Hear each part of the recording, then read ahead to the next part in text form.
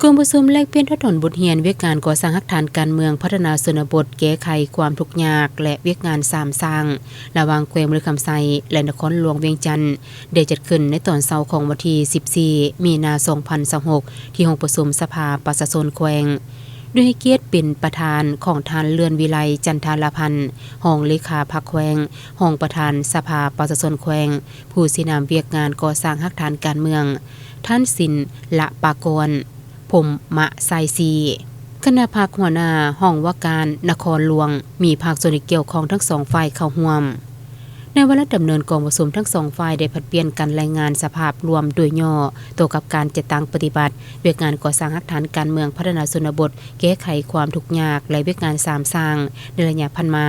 ภายในขอบเขตความรับผิดชอบให้แต่ละฝ่ายได้รับทราบ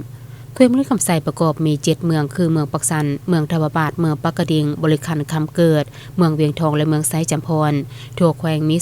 284บ้านมี 58,200 กว่าครอบครัวมีพลเมือง 330,000 กว่าคนหญิง 166,000 กว่าคน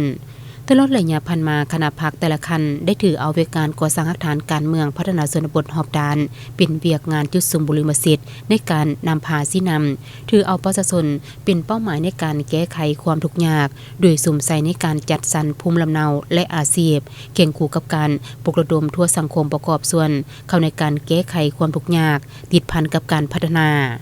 โดยสืบต่อจัดตั้งปฏิบัติตามทิศนำของแขวงตามสูตรแก้ไขความทุกข์ยากของแขวงคือ1+2+3+4เพื่อผ่านการจัดตั้งปฏิบัติการแก้ไขความทุกข์ยากและการพัฒนาตามดำรัส348ของรัฐบาลมอปัจจุบันนี้ทุกแขวงมีครอบครัวพ้นทุกข์ 56,900 กว่าครอบครัวกวมเอา97กว่าส้นหอยครอบครัวทุกข์ยากยังเหลือ 1,300 กว่าครอบครัวกวมเอา2กว่าส้นหอยมีบ้านพ้นทุกข์284บ้านกวมเอา92กว่าส้นหอยบ้านทุกข์ยากมี20บ้านกวมเอา7ส้นหอยมีครอบครัวพัฒนา 53,200 กว่าครอบครัวกวมเอา91กว่าส้นหอยมีบ้านพัฒนาทั้งหมด230บ้านกวมเอา8กว่าส้นหอยประกาศหับห้องเป็นบ้านใหญ่ที่มีสีสันตัวเมืองในชนบทตามมาตรฐานมี2บ้านคือบ้านผาเมืองเมืองบริคันและบ้านเวียงคำเมืองปากกระดิ่งตามดำรัส309และประกาศตามดำรัส348ทับลบมี4บ้านคือบ้านทุ่งในมีเมืองปักกระดิ่ง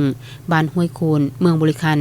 บ้านจอมทองเมืองเวียงทองบ้านทุ่งแสนเมืองคำเกิดมีเมืองพ้นทุกข์แล้ว5เมืองยัง2เมืองคือเมืองเวียงทองและเมืองไซจำพรดังนั้นอันผลเด่นในการแก้ไขความทุกข์ยากเป็นได้รับการประกอบส่วนของสังคมเป็นต้นแม่นการพัฒนาพื้นฐานโครงล่างเฮ็ดให้ทุกแขวงมีทางบีตรงทางซอยภายในบ้านมีทั้งหมด249เส้นยาว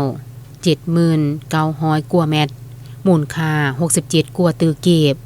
ปลูกเฮือนให้ครอบครัวทุกยาก1หอย1หลังมูลค่า1ตือกว่าเก็บปลูกห้องการ46หลังติดตั้งเสาไฟฟ้าแสงอาทิตย์